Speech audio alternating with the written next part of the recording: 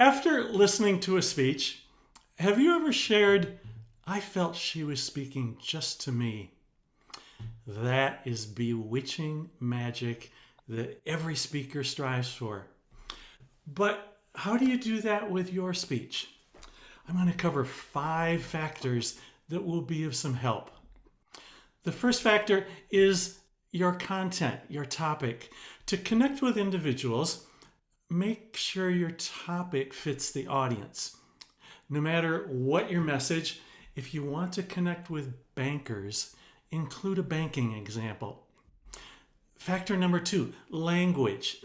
To connect to individuals, avoid plural phrases like "ladies and gentlemen" or "how is everybody doing today?"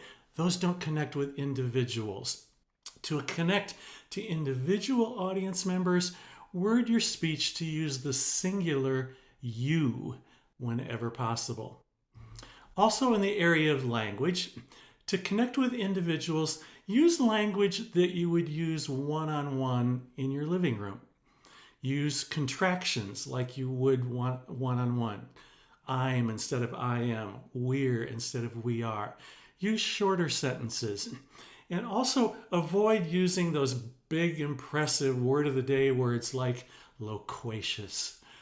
Nobody ever said loquacious in my living room. Factor number 3, eye contact and focus. Now in person, map your focus points out across your audience so that you look at different areas of the audience throughout your speech.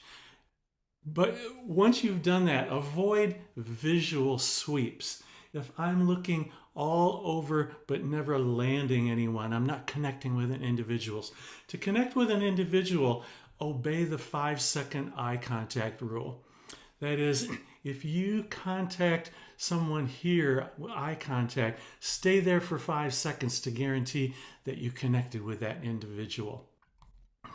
Now online it's a little different. We've been told always look at the camera lens, but avoid the 100% eye contact. This is simply staring at your audience, and you wouldn't stare in person even if you were talking to someone in your living room. And move your head around to simulate what you would look like if you were talking to someone in your living room. Factor number 4, your voice.